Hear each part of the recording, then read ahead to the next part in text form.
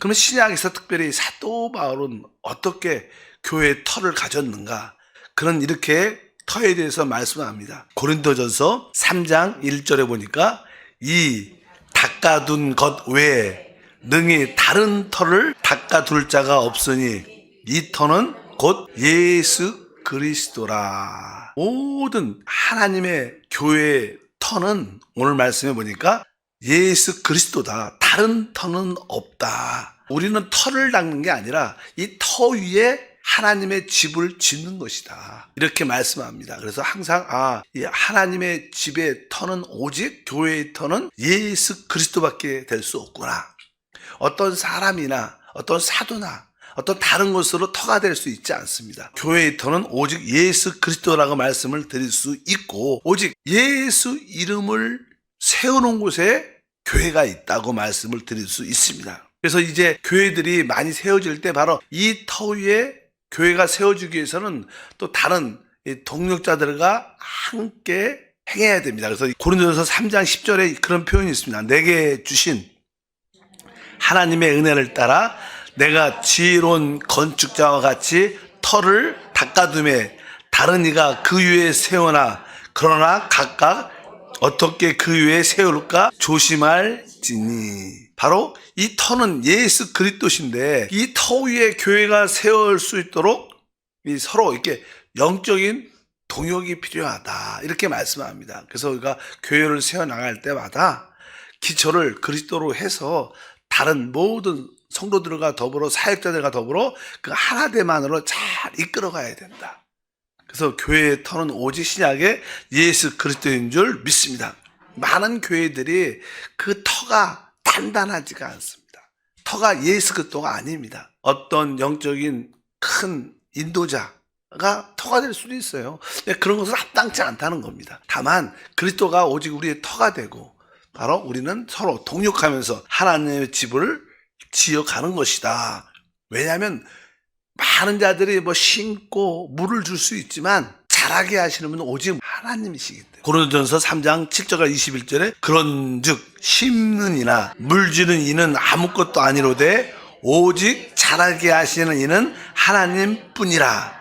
그런즉 누구든지 사람을 자랑하지 말라. 그래서 항상 교회에 어떤 영적인 거인, 영적으로 너무 이렇게 뛰어난 사람이 있어도 그리스도의 터가 문제가 생기는 경우도 많죠. 그래서 이단이 그렇게 생기는, 교주가 그렇게 생기는 겁니다. 오늘 말씀해 보니까 누구든지 사람을 자랑해서는 안 된다. 설사 그가 사도 바울일지라도, 그가 베드로일지라도, 그가 아볼로일지라도 우리는 사람을 자랑하는 게 아니라 우리의 근본적인 터에 그리스도 위에 우리 모두가 동역하면서 서로 하나로 지어지는 것이 참된 교회의 모습인 줄 믿습니다. 그러면 이제 이 교회가 세워질 때 교회의 기본 원칙은 하나입니다. 하나 위에 세워져야 되는데 이 하나 위에 세워지려면 기본적인 어떠한 흐름을 가져야 됩니다. 교회가 우리가 지금 주제가 하나를 심써 지키는 교회 생활. 이게 테마가 그거죠. 하나를 심써 지킬 때 오직 능력의 누림을 가질 수 있다는 거예요.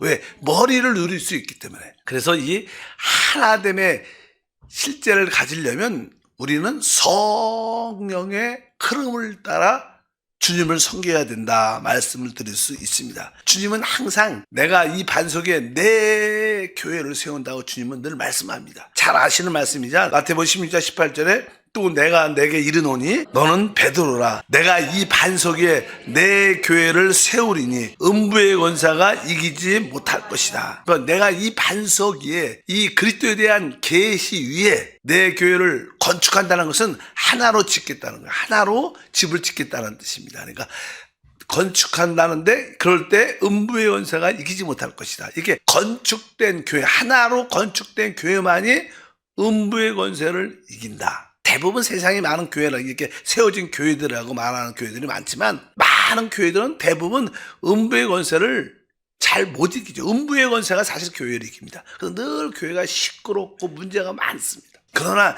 진짜 모든 성도들이 그리스도 안에서 하나가 되면 음부의 권세가 그 교회를 만지지 못합니다. 왜? 만져봤자 소용이 없고 그에게 어떠한 효과가 없기 때문에 아예 만지지 않는 게 낫다 해서 음부의 권세가 이기지 못하고 떠나가는 그런 역사가 함께 할 것이다. 그러면 우리 주님은 바로 그 하나로 건축된 교회를 영광스럽게 표현합니다. 영광스러운 교회. 에베소서에 말하죠. 5장 26절부터 이는 곧 물로 씻어 말씀으로 깨끗게 하사 거룩하게 하시고 자기 앞에 영광스러운 교회로 세우사 티나 주름 잡힌 것이나 이런 것들이 없이 거룩하고 흠이 없게 하려 하심이라. 여기 보니까 우리 주님은 어떤 교회를? 영광스러운 교회. 주님이 보실 때는 사실 교회는 영광스럽죠. 왜? 그분의 생명으로 시작됐고 그분의 생명으로 성장하고 그 생명의 결과 하나님의 아들들이 될 거기 때문에 우리 주님 볼 때는 그 교회는 영광스러운 겁니다. 근데 영광스러운 교회지만 이제 우리가 죄인된 우리가 구속받고 주 앞에 나갔기 때문에 우리에게는 어떤 티 같은 게 있습니다. 여기 뭐 티나 주름 잡힌 것. 티는 태어날 때 선천적인 어떤 점이나 그런 부족한 부분들이 다 있잖아요. 우리 피부에 그런 티, 육신적인 태어날 때부터 선천적으로 가지고 있는 그런 티가 있고 주름 살면서 이렇게 많은 어려움과 그런 것으로 인하여 노화되는 것, 주름은 그냥 그런 살면서 생기는 것들이지만 어쩌한지 여기에 보면 이런 것들을 다 그분의 말씀과 성령으로 깨끗이 씻어내는 그런 것이 바로 그럴 때 교회가 영광스럽게 될 줄 믿습니다. 그러면 어떻게 우리가 그러한 교회로 세워질 수 있는가? 거기에 대해서는 에베소에서도 말합니다. 4장에 보니까 13절 때 우리가 다 하나님의 아들을 믿는 것과 아는 일에 하나가 되어 온전한 사람을 이루어 그리스도의 장성한 분량에 충만한 데까지 이르르니 이는 우리가 이제부터 어린아이가 되지 아니하여 사람의 속임수와 간사한 유혹에 빠져 온갖 교훈의 풍조에 밀려 요동하지 않게 하려 함이라. 어떤 일에? 하나님을 아들을 믿는 것과 아는 일에 하나가 된다.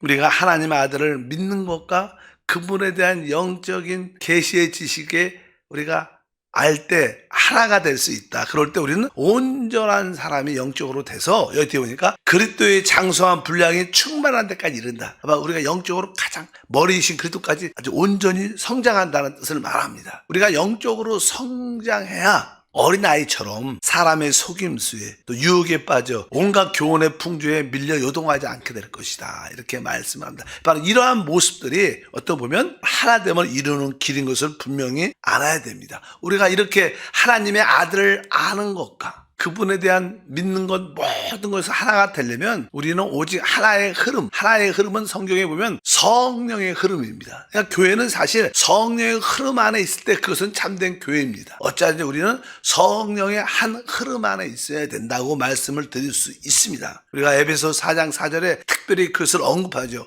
몸이 하나요 성령도 한 분이시니 이와 같이 너희가 부르심의 한 소망 안에서 부르심을 받았느니라. 여기서 몸이 하나요. 이 몸이 왜 그리스도의 몸을 말하죠? 교회를 말합니다. 먼저 성령이 하나니까 교회도 하나다라 이렇게 말하지 않고 먼저 뭐라 그래요? 몸이 하나다. 그리스도의 몸인 교회가 하나다. 그런 것처럼 바로 성령도 하나다. 여기서는 강조가 몸이 하나임, 교회가 하나임을 강조를 강하게 합니다. 그래서 그리스도의 몸은 사실 하나입니다. 그러니까 많은 믿는 사람들이 있지만 이 세상에 많은 믿는 사람들이 있지만 하나님 눈에 교회는 뭐예요? 오직 하나예요. 하나. 그러니까 믿는 사람들은 많죠. 뭐 저도 믿고 여러분도 믿고 뭐 다른 예를 들어서 다른 교단에서 믿는 사람도 많죠. 믿는 사람이 많습니다. 제가 며칠 전에 제가 젊은 청년 때는요, 기도 제목 같은 거 막 나라를 위해서, 우리 교회를 위해서 기도할 때, 1천만 성도, 1천만이라는 성도를 얘기 많이 들었잖아요. 그래서 지금 우리 참된 특별히 기독교인들이 몇만일까? 예수를 믿는 사람들이 옛날에는 한 1,000만, 많이 잡아서 1,200만 그랬는데, 그것은 나는 이렇게 실제로 믿는 사람 이야기는 아닌 것 같고, 우리도 나는 교회는 이렇게 제적이라는 숫자가 있고요. 출석이라는 숫자가 있어요. 출석. 그렇잖아요. 보통. 그러니까 만약에 제적은 1,000명이 돼도 교회 주일 예배에 출석하는 사람들은 한 300명쯤 될까? 30% 정도밖에 안 나올 겁니다. 아마 보통 공개적으로. 그래서 지금 한국 교회가 지금 진짜 예수를 믿는 사람들이 몇 명일까? 이런 생각을 많이 해요. 근데 코로나 전에 한 600만쯤 됐대요. 이 통계는 이제는 모든 교단에서 교회에서 이제 정부에 보고해 갖고 정부에서 이제 종교인 통계를 낸 건데 우리 한 600만 정도 됐는데 코로나를 거치면서 400만 밖에 안 됐다. 작년 통계입니다. 작년 통계. 그래서 실제로 점점점 참된 믿는 사람들이 줄어드는 것 같아요. 어떤 마지막 시대는 제대로 믿는 사람들은 남고 어영부영 믿는 사람은 다 떠나는 것 같아요. 그런 시대가 불의한 자는 불의한 대로 놔둬라. 거룩한 자는 거룩한 대로 놔둬라. 계시록에 그런 말씀이 있는데 마지막 때는 이게 분별되는 그런 시간이 아닌가 생각을 해서 여러분들이 끝까지 믿음을 잘 지키기를 바랍니다. 어찌하든지 믿는 사람들은 많지만 교회는 하나다. 그래서 오늘 몸이 하나요.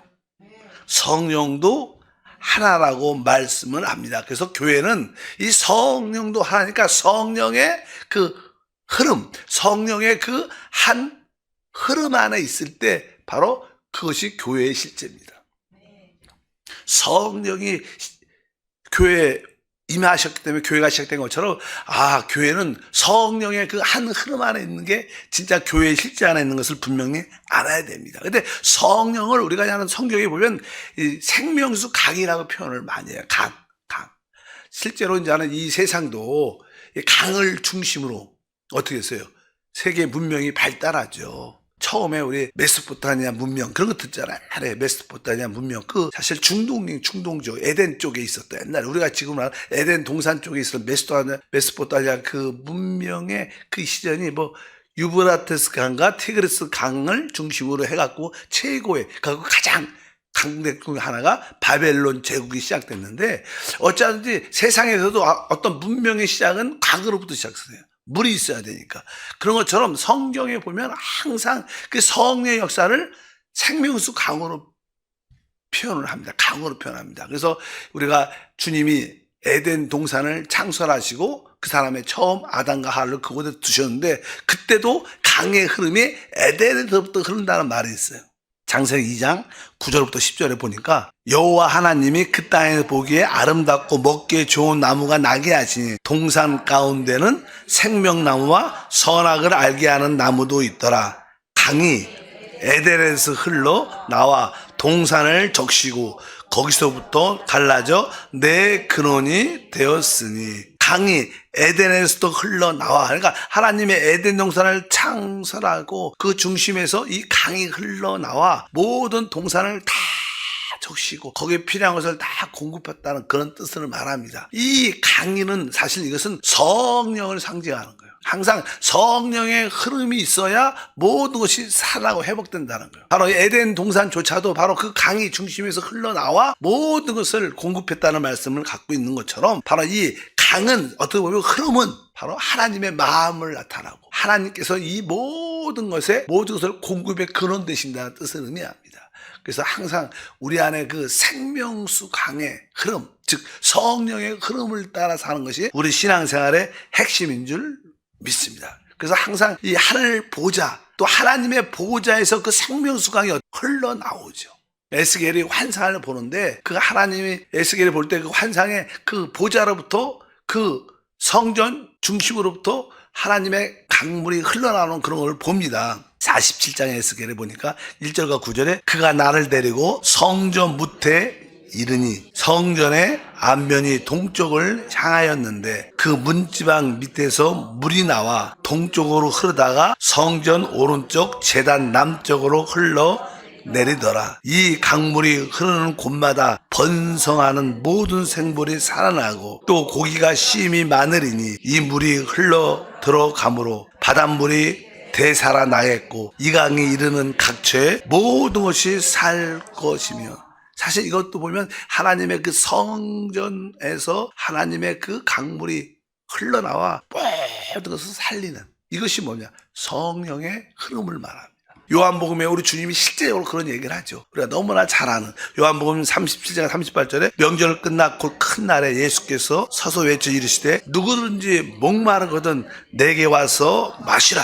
나를 믿는 자는 성경에 이른 것 같이 그 배에서 생수의 강이 흘러날 것이다. 바로 그 배에서 생수의 강, 이 배라는 것은 우리의 가장 깊은 곳이니까 바로 우리의 영 안에서 그 생수의 강이 흘러나올 것이다. 근데 그 생수의 강이 무엇이냐? 그 39절에 기록되어 있죠. 이는 그를 믿는 자들이 받을 성령을 가리켜 말씀하신 것이라. 바로 이 생수의 강, 이 흐르는 모든 강은 성령을 의합니다. 그러니까 이 참된 교회는 뭐예요? 성령의 흐름 안에 있어야 된다. 그래서 우리 신앙생활은 뭐예요? 성령의 흐름 안에서 주님을 섬기는 겁니다. 그래서 늘 성령을 의시하고 다시 한번 그분을 내 온 존재에 받아들이고, 그분이 영 안에 계시지만 그 성령을 또 나의 존재, 나의 혼, 나의 온 몸 안에 계속 그 영 안에 계신 그분을 적셔지고 받아들여야 됩니다. 그럴 때 우리는 모든 것이 살아나는 은혜와 축복이 함께할 줄 믿습니다. 결국 계시록에도 그 이야기입니다. 왜? 이 성경은 성령의 흐름의 이야기를 하고 있어요. 생수의 강을 이야기하고 있어요. 왜? 하나님 자체가 생명이고 하나님은 그 생명을 우리에게 흘러내보는 모든 일을 감당하기 때문에. 계시록도 보면 22장 1절부터 또 그가 수정같이 맑은 생명수의 강을 내게 보이니 하나님과 및 어린 양의 보좌로부터 나와서 길 가운데로 흐르더라. 강 좌우에 생명나무가 있어 12가지 열매를 맺되 달마다 그 열매를 맺고 그 나무 잎사귀들은 만국을 치료하기 위하여더라. 결국 이 생명의 흐름, 생명수강의 흐름, 즉 성령의 흐름이 모든 것을 살리고 회복하고 채우시는 역사다. 교회는 바로 이 생명수 강의 흐름 안에 있는 것이다. 성령의 흐름 안에서 우리는 모든 것을 공급하게 됐습니다. 하나님의 모든 것은 생명수 안에 다 들어있습니다. 이 강물 안에 다 들어있기 때문에 이 강물 안에 필요한 모든 것도, 사실 사람의 신체도 그래요. 사람의 신체도 뭐가 피가 흐르죠. 피 안에 모든 영양분이 다 들어가죠. 우리가 먹는 음식도 결국 다 이게 피 안으로 들어가서 피가 온몸을 돌면서 다 필요하고 나쁜 이게 독소는 다 가지고 또 배출시키고, 이 피의 순환, 이 피의 순환이 있어서 사람이 살아요. 마찬가지로 영적으로는 우리 이 생명수가의 흐름 안에 하나님의 모든 것이 다 들어있다는 거예요. 그러니까 교회 성령의 흐름을 따라 사는 것이죠. 그래서 교회의 실제는 성령이죠. 그래서 우리가 끝까지 성령을 의지하고 성령을 호흡하고 마시고 계속 우리가 충만한 믿음의 삶을 살아야 될 것이다. 근데 이 흐름은 우리 온 몸도 이 피의 순환으로 말미암아 그 하나가 이루어진 것처럼 이 성령의 흐름은 결국 우리를 하나로 만들죠. 저도 성령의 흐름 안에 있고 여러분도 성령의 흐름 안에 있고 우리 모두 믿는 자들의 성령의 흐름 안에 있으면 우리는 뭐예요? 진짜 몸이 하나요. 성령도 한 분이시니 우리가 그 한 손 안에서 부르심을 받은 줄 믿습니다. 그래서 이것이 사실 하나님의 뜻이고 하나님이 우리에게 축복을 주시는 길인 건도 분명히 알아야 된다. 하나님 그 보좌, 어린 양의 보좌에서 그 생명수 강이 흘러나와 모든 것을 공급하고 모든 것을 살리고 충만케 하고 누리게 하고 결국 하나 되게 하는 일이다. 우리가 다시 한번 계시록 22장 1절에 말합니다. 또 그가 수정같이 맑은 생명수의 강을 내게 보이니 하나님과 및 어린 양의 보좌로부터 나와서, 이 생명수 강이 우리가 말하는 어린 양의 보좌로부터 흐른다는 거예요. 우리가 보좌하면 행정, 우리가 하는 우리 나라도 행정부가 모든 것을 통관하고 실제적으로 다스리고 치리하는데, 그러니까 하나님의 그 모든 행정의 실제는 보좌에서 나오는데, 보좌는 하나님의 행정을 의미하는데 그 하나님의 보좌에 나오는 하나님의 행정은 바로 그 생명수 강으로 성령으로 하나님의 흐름을 통하여 모든 것을 공급하고 모든 것을 다스린다는 거예요. 그러니까 이 교회의 실제는 오직 성령의 흐름 안에 있구나. 이런 이야기를 많이 반복해서 듣지만 여러분들이 그만큼 성령을 사모해야 된다는 거예요. 오직 성령의 흐름을 나의 삶에 모두 다 공급받아요. 내가 응답받기를 원한다. 생명의 흐름, 성령의 흐름 안에 있으면 자연스럽게 깨달아지고 믿어지고 누려지는 거예요. 그래서 우리는 다시 한번 진짜 교회의 하나됨을 지키려고 노력하는 게 아니라 성령의 흐름 안에 있도록 주님을 따라가면 자연스럽게 우리는 하나됨 안에 있게 되고 주님의 축복을 누리게 될 것이다. 그래서 교회는 성령의 흐름 안에 있을 때 하나가 될 수 있는 거예요. 하나님, 우리 한세교회가 오직 하나님 어린 자의 보좌에서 흐르는 그 성령의 생명수가의 흐름 안에 다 다 있게 도와주시옵소서. 바로 그 생명수 강이 성령인데 성령에 대한 이해를 갖지 않고 영에 대한 이해를 갖지 않고 생명에 대한 이해가 없으면 어떻게 우리가 그것을 누릴 수 있겠습니까? 어쩌면 여러분들이 우리 거듭난 영 안에 오신 성령과 그 성령의 자체가 생명이라는 것을 분명히 알고 그 하나됨 안에 있기를 주님으로 축복합니다. 그러면 이제 하나님의 역사는 성령의 생명수강의 흐름, 그것이 은혜의 강물, 찬양도 은혜의 강물이 넘치게 해서 그런 찬양도 많이 있는 것처럼 우리에게 어떤 고난이 있다. 우리 삶은 어떻게 보면 다 고난처럼 보여요. 근데 사실 우리는 우리에게 다가오는 삶에 다가오는 많은 고난과 어려움을 이길 수 있는 길이 있는데 그 길은 뭐예요? 오직 생명수 강의 흐름, 성령의 강물의 흐름 안에 있는 겁니다. 내가 왜 고난 가운데 있는가? 이것은 하나님이 그 은혜의 강물을, 은혜의 성령의 강물을 많이 누릴 수 있는 기회를 주기 위한 거예요, 사실은. 여러분들의 그 생명수 강의 흐름에 적셔져 있으면 어떠한 고난도 아주 기꺼이 이기죠. 기꺼이 이기는 힘이 있습니다. 그래서 어떤 고난과 어려움이 다가올 때마다 하나님이 더 깊은 성령의 강물의 은혜를 누리도록 하나 보다. 그럴 때 우리는 진짜 어떻게 변화되고 주님과 하나 되는 그런 체험을 실제로 갖게 될 것이다. 교육자들이, 사역자들이, 성도들이 변화돼야 돼요. 집사님 그러면 안 됩니다. 이러면 틀려요. 그렇게 책망도 하고 또 나무람도 하고 또 경계도 하고 경책도 하지만 사실 우리가 이게 말로 이렇게 사람들은 변화되지는 실제로 않습니다.